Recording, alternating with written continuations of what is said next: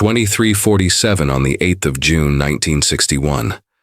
Bumpy Johnson raises a crystal tumbler of whiskey in the Cotton Club and notices something wrong. The amber liquid catches the light from the Art Deco sconces in a way that isn't quite right. A shimmer that shouldn't be there. A viscosity that speaks of foreign substance mixing with aged spirits. His eyes drift across the mahogany bar and find Marcus Webb, owner and operator of the most profitable Speakeasy in Harlem. And Marcus looks away too quickly, his gaze sliding off Bumpy's face like water off oiled leather. That instant of avoidance tells Bumpy everything he needs to know.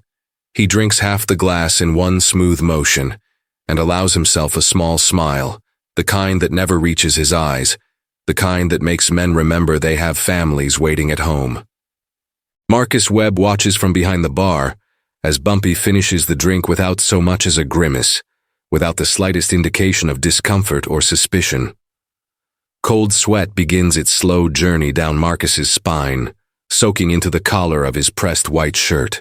3 drops of arsenic had disappeared into that bottle of Jameson 2 hours ago, measured with the precision of a man who has never hurt anyone in his life, trying desperately not to become a murderer while still accomplishing murder.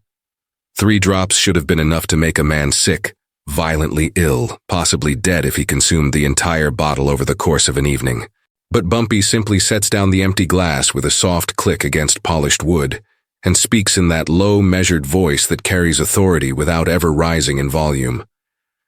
"Another one, Marcus. From that same bottle, if you don't mind. You don't mind, do you?"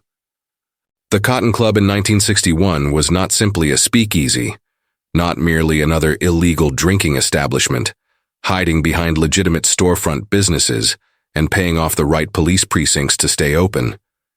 It was something more valuable than any amount of bootleg liquor or weekend jazz performances could explain. It was neutral territory, the only square footage in all of Harlem, where white businessmen from downtown Manhattan, black numbers runners from the tenements, Italian-made men from the Bronx, and Irish dock workers from Hell's Kitchen could drink under the same roof without blood soaking into the sawdust floor by closing time. Marcus Webb, a black man educated at Howard University with a degree in business administration that meant nothing to employers who saw only skin color, had built this empire one bottle at a time until it generated $50,000 monthly in revenue.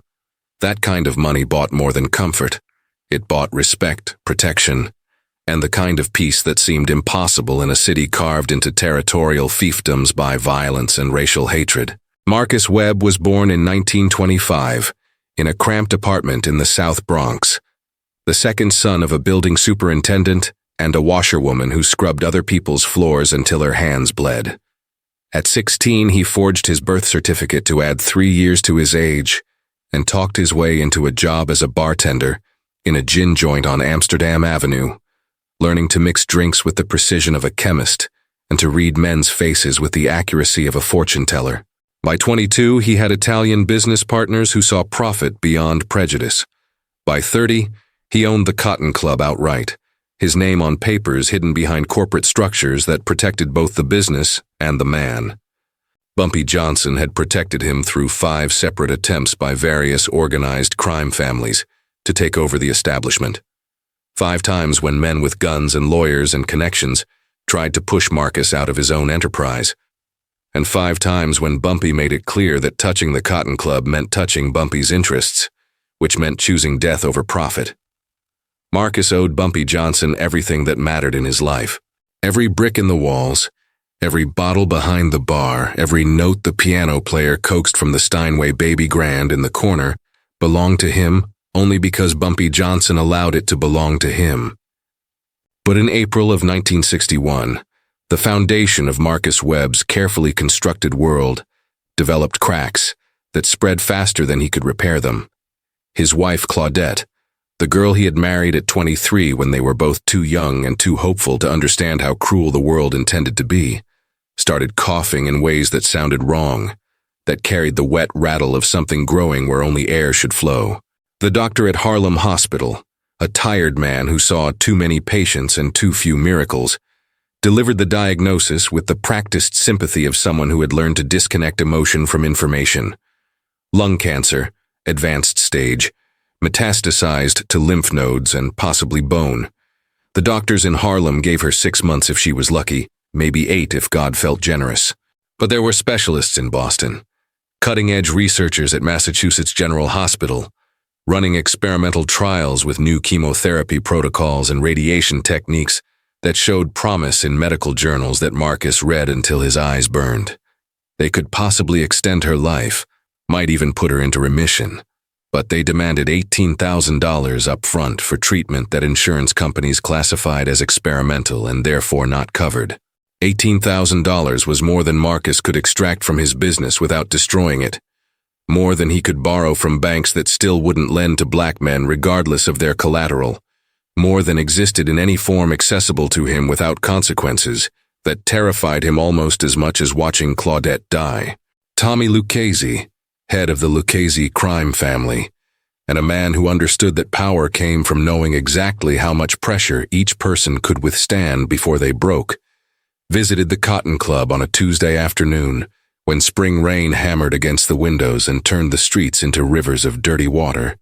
He ordered bourbon, Jack Daniel's Black Label served neat in a rocks glass, and he drank it with the patience of a predator who knows the prey has nowhere to run. When the glass was empty, he slid a manila envelope across the bar, the paper thick and heavy with the weight of currency inside. $18,000 right now, immediately, yours to take home tonight. Another $10,000 after the job is done, delivered anywhere you want it delivered. No questions asked about what you do with it. All you have to do is add something special to Bumpy Johnson's whiskey. 1 dose, 1 night. Nothing dramatic, nothing that points back to you. Nobody needs to know it came from you. Nobody needs to know it was anything but bad luck or bad liquor, or a bad heart finally giving out. Marcus Webb held that envelope for 3 days without opening it, the paper growing soft from the oil and sweat of his hands as he picked it up and set it down, and picked it up again, like a man handling a live grenade. Claudette coughed up blood every morning, the red stark and terrible against white porcelain, each episode leaving her weaker and more translucent, as if the disease was slowly erasing her from existence. Their savings melted into morphine prescriptions and consultations with doctors who could offer sympathy, but no solutions. On Friday morning, Marcus opened the envelope in the office behind the bar with the door locked and the blinds drawn. $18,000 in $50 bills, the paper crisp and new, and smelling of ink and possibility and damnation. That night, alone in the darkness of his bedroom while Claudette slept fitfully beside him, Marcus Webb stepped across a line that separates men who think about terrible things from men who do terrible things. A boundary that once crossed can never be uncrossed, no matter how many years pass or how sincerely one repents. He accepted Tommy Lucchese's offer. What Marcus did not know, what he could not have known because the network of information that kept Bumpy Johnson alive and powerful was invisible to anyone not part of it, was that Chester Morrison, the security guard who worked the door at the Cotton Club 6 nights a week, had watched Tommy Lucchese enter on that rainy Tuesday. Chester, called Blinks by everyone who knew him because of a nervous twitch in his left eye that accelerated when he was stressed, officially worked for Marcus Webb and collected his paycheck from the Cotton Club's books. If you enjoy learning more about stories from the American Mafia underworld, click the button and subscribe to our channel. But his real loyalty, the allegiance that mattered when choices had to be made between competing obligations, had always belonged to Bumpy Johnson. At 2300 hours on that Friday night, Chester was sitting in Bumpy's brownstone on West 127th Street, in a parlor room decorated with furniture that cost more than most Harlem families earned in a year, reporting every detail he had observed. The Italian boss arriving alone, the envelope too thick to contain anything but cash, the way Marcus's hands shook when he finally picked it up, the weight of decision visible in the slope of his shoulders as he walked to the back office. Bumpy listened in complete silence, his fingers drumming a slow rhythm against the polished oak of his desk, the only external sign of the calculations running behind his eyes. "Marcus Webb," he said finally, his voice carrying no anger, no hurt, just the flat tone of a man sorting through data to reach a conclusion, "has poured my whiskey for 8 years. Never once has a bill been wrong. Never once has a word been spoken out of turn. Never once has there been reason to question where his loyalty lived. Now the Italians believe that pain purchases betrayal, that a man's honor can be bought if you simply identify the correct price and tender the appropriate currency. The drumming fingers stopped. They are correct in their assessment, but incorrect in their understanding of consequences. He turned to Juno Brown, his primary enforcer, a man whose reputation for creative violence had made him valuable in ways that simple brutality could never achieve. Let it happen. Do not interfere. Do not warn him. Let Marcus Webb poison the whiskey, and let him believe he has succeeded in his treachery. Monday, the 5th of June. Marcus receives a package delivered by anonymous messenger, a teenager he does not recognize who is paid to forget the face of the man who hired him and the address where he made delivery. Inside is a small bottle of brown glass with no label, no markings, nothing to indicate its contents or origin. The instructions are handwritten on cream paper in block capitals that reveal nothing about the author. 3 drops into the bottle of Jameson whiskey that he always orders. No more than 3. No less than 3. Thursday night between 11 and midnight. Marcus stores the bottle in the safe behind the bar, hidden between the leather-bound ledger where he tracks the Cotton Club's finances and the framed wedding photograph of himself and Claudette on the day they married, both of them young and smiling and innocent of the future that waited. Thursday, the 8th of June, 1800 hours. Marcus arrives at the Cotton Club early before the staff, before the musicians, before anyone who might observe what he is about to do. His hands shake as he opens a new bottle of Jameson Irish whiskey, the seal crackling as he breaks it, the smell of aged spirits rising to fill his nostrils. 3 drops fall from the brown glass bottle into the amber liquid, disappearing without trace, leaving no evidence of their presence, no indication that this whiskey is anything other than what it appears to be. He places the poisoned bottle on the top shelf behind the bar, positioned exactly where Bumpy Johnson's eyes always travel when he enters, where 8 years of habit have trained Bumpy to look for his preferred drink. Then Marcus pours himself 3 fingers of vodka and drinks it in a single swallow, the alcohol burning down his throat but doing nothing to steady the tremor in his hands or the nausea climbing from his stomach. He needs courage for what is coming. Though he does not yet understand what is actually coming, cannot imagine the lesson that Bumpy Johnson has prepared for him. 23:45. Bumpy Johnson enters the Cotton Club with Juno Brown and 3 other men whose names Marcus does not know, but whose function is clear from the way they move, from the bulges beneath their suit jackets, from the cold assessment in their eyes as they scan the room. The piano player is working through Mood Indigo, the Duke Ellington standard that sounds like heartbreak translated into music. Bumpy walks to the bar with the confidence of a man who has never doubted his welcome anywhere, who understands that every space he occupies becomes his space through the force of his presence. He sits on his regular stool, the leather worn from years of his weight, and his eyes travel to the top shelf with what appears to be casual interest, but is actually careful confirmation. Jameson, Marcus. That new bottle you have up there on the top shelf. Marcus swallows, his throat suddenly dry despite the vodka, and reaches for the poisoned bottle with hands that he forces to remain steady through pure will. He pours 2 fingers of whiskey into Bumpy's preferred crystal tumbler, the heavy glass that catches light and throws rainbows across the bar. Bumpy lifts the glass, holds it up to examine the amber liquid against the glow of the Art Deco lamps, then drinks half of it in one smooth motion. "You know, Marcus," Bumpy says in a conversational tone that carries clearly through the space despite its quietness, good whiskey has a flavor profile that reveals its construction.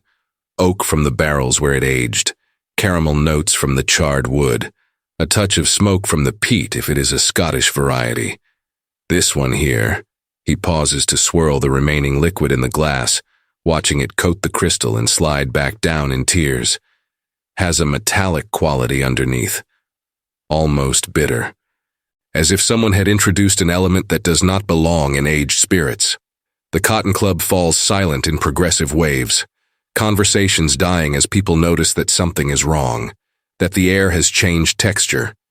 The piano player's hands freeze above the keys. Marcus feels the floor disappear beneath his feet, feels gravity reassert itself in ways that make his knees weak. Bumpy finishes the glass, draining every drop, then places it gently on the bar with a soft click that sounds like a gunshot in the silence. Juno, secure the doors. Nobody leaves this establishment until I say they can leave. 15 people scattered throughout the speakeasy freeze in place, drinks halfway to lips, conversations dying mid-sentence. Marcus Webb, you are going to take that bottle from which you just served me, and you are going to drink every drop of it, right now, in front of everyone present. If the whiskey is good enough to serve to me, then it is certainly good enough for you to drink yourself. The bottle contains 700 milliliters of liquid. Somewhere in that liquid float 3 drops of arsenic, enough to kill if consumed, enough to cause agonizing illness even if survival is possible. Marcus stares at the bottle, then at Bumpy's face, searching for mercy and finding only patient expectation. I cannot. Bumpy, please, I can explain. Please. Bumpy leans forward, his voice dropping even lower, forcing Marcus to strain to hear him. You placed 3 drops of arsenic trioxide into my drink because Tommy Lucchese paid you $18,000 to murder the man who has protected your business and your life for 8 years. You accepted money to poison the hand that has fed your family, that has kept you safe, that has allowed you to build everything you own. And now you say please as if that word carries weight, as if it purchases consideration you have not earned.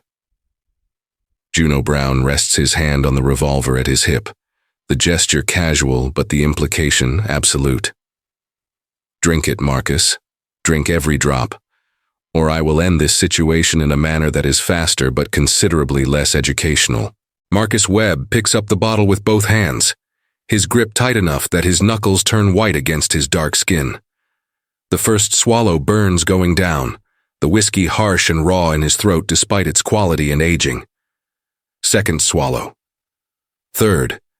Tears begin to stream down his face, not from physical pain yet, but from the knowledge of what he is doing, from the realization of consequences catching up to choices. 100 milliliters consumed.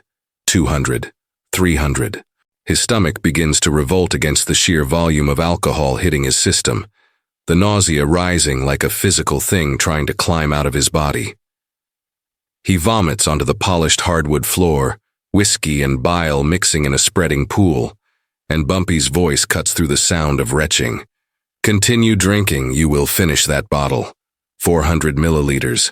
500. Marcus falls to his knees, the glass hard against his kneecaps, but he keeps the bottle tilted to his lips, keeps swallowing even as his body screams at him to stop. 600 milliliters. His lips crack and bleed from the constant contact with glass and alcohol. At 680 milliliters, he collapses forward, consciousness flickering, and the bottle rolls away from his outstretched hand, empty except for the small amount lost to spillage. 15 witnesses watch Marcus Webb convulse on the floor, his body jerking in spasms that might be genuine physical distress or might be psychological response to terror, and not one person moves to help him.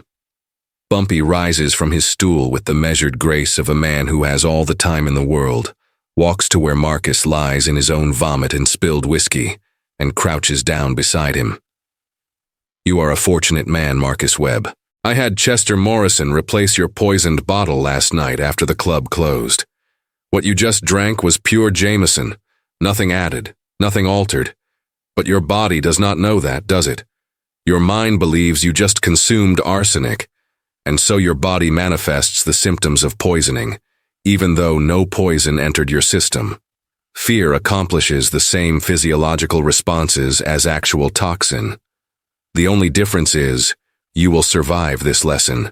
Marcus coughs, blood from his torn lips mixing with the whiskey still coating his mouth and throat. Claudette, he manages to force out through damaged lips. My wife. She was dying. Cancer. I am aware of Claudette's condition. Bumpy responds, his voice gentle now, almost kind, which somehow makes his words more terrible. Lung cancer, stage 4, metastasized to surrounding tissue. Boston General Hospital, Experimental treatment protocol, $18,000 required up front. I knew about her diagnosis the same day you heard it from her doctors. Silence stretches through the Cotton Club, broken only by Marcus's labored breathing. You worked for me for 8 years, and never once asked for help. Never once brought your problem to me. Never once trusted that I might care about the woman you love, or the impossible choice you faced. Instead, you accepted money from men who want me dead, and tried to murder me with poison like I am some inconvenient pest to be exterminated. That tells me something important, Marcus. It tells me you never really knew me at all. You saw power and you saw protection, but you never saw past that to understand that loyalty flows both directions, that the people who work for me are not simply employees but family, and that family asks family for help before they accept 30 pieces of silver from enemies. Bumpy stands and turns to address the 15 people who have been forced to witness this education in consequences. The Speakeasy crime family believed they could purchase loyalty in my territory. Marcus Webb has proven that they can, if the price is high enough and the pain desperate enough. But here's the lesson that I need all of you to understand and to carry with you when you leave here tonight. In Harlem, there are no secrets. The walls have ears. The floors remember footsteps. The air itself carries information to those who know how to listen. I always know. I know before you think the thought. I know before you make the choice. I know before you commit the betrayal. And when I know, I decide whether to stop you or to let you proceed so that the consequences can teach lessons that words never could. Juno Brown unlocks the doors, the sound of the deadbolt sliding back loud in the quiet room. You may all leave now. Go home. Remember what you saw. Speak of it to anyone you believe needs to hear it. The witnesses file out in complete silence, not making eye contact with each other or with Bumpy or with Marcus still lying on the floor. When the last person exits and the door swings shut, Bumpy crouches down again beside Marcus.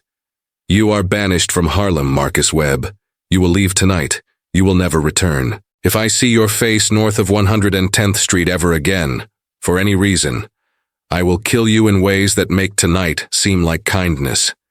Do you understand? Marcus nods, the movement small and defeated. But Claudette receives her treatment. $18,000 will be delivered to Massachusetts General Hospital by Friday, payment in full for the experimental protocol. She will never know the money came from me. You will never tell her. You will live the rest of your life knowing that the man you tried to kill saved the woman you love. Every day you wake up next to her, every year she survives because of that treatment, you will remember that her life is a gift from the man you betrayed. That is your punishment, Marcus. Not death, not poverty, but the knowledge that you owe everything to someone you tried to murder. Marcus Webb leaves Harlem at 4 a.m. on Friday, June 9th, with a single suitcase containing clothes and the wedding photograph from behind the bar. He moves to Newark, finds work in warehouses loading trucks, rents a small apartment above a bodega where the smell of cooking food rises through the floorboards. Claudette receives the experimental treatment at Massachusetts General Hospital, the doctors surprised and pleased when an anonymous donor covers the full cost. The chemotherapy and radiation put her cancer into remission. She lives another 18 years, dying finally in 1979 of natural causes, never knowing that the money that saved her life came from the Harlem numbers King, her husband, tried to poison. Marcus never tells her. He works his warehouse jobs and drinks alone every night, always Jameson Irish whiskey, always remembering the taste of terror mixed with alcohol, always carrying the weight of knowing that mercy can be more cruel than vengeance. Tommy Lucchese receives a package delivered to his social club in the Bronx on Friday night, June 9th. Inside is a bottle of Jameson Irish whiskey with a note tied around the neck with butcher's twine. The note, written in the same block capitals that Marcus received, contains a simple message. Inside this bottle are 3 drops of something special. Drink it and discover whether it contains poison or promise. With respect from Harlem. Lucchese does not open the bottle. He sends it immediately to a chemist who performs analysis and reports back within hours. Arsenic trioxide, 3 drops, enough to kill if the entire bottle is consumed. the Lucchese crime family cancels all outstanding contracts against Bumpy Johnson that same night. They cancel all future plans to move against his operations. They communicate through intermediaries that Harlem belongs to Bumpy Johnson in perpetuity, and that Italian interests will seek profit elsewhere. The bottle sits in Tommy Lucchese's office for years, never opened, never disposed of, a reminder that some men cannot be bought and cannot be killed because they understand power in ways that organized crime families, with all their structure and violence, will never quite grasp. The morning of June 9th, Bumpy Johnson returns to the Cotton Club, now under new management by Chester Morrison, who has been promoted from door security to owner-operator. Bumpy sits on the same stool where he sat the night before, the leather still holding the impression of his weight. He orders Jameson from the top shelf. The new bartender, a young man who witnessed last night's education and understood its lessons, serves the drink with steady hands and appropriate respect. Bumpy drinks slowly, watching through the windows as morning sun filters through frosted glass and illuminates dust particles floating in still air. His territory, his rules, his people learning every day what loyalty means and what it costs and what it purchases. The whiskey tastes clean now, tastes the way aged spirits are supposed to taste, oak and caramel and smoke and thyme. The metallic bitterness of betrayal has been purged, order has been restored. And in speakeasies and numbers joints and street corners throughout Harlem, people are already telling the story of Marcus Webb and the poisoned whiskey. The story growing with each telling until it becomes legend, until it becomes warning, until everyone who hears it understands the fundamental truth that Bumpy Johnson is always 3 steps ahead, always knows more than you think he knows, and always turns your weapon against you in ways you never imagined possible. Did you enjoy learning more about how Bumpy Johnson operated while leading Harlem? Consider clicking the button. New exclusive stories every day.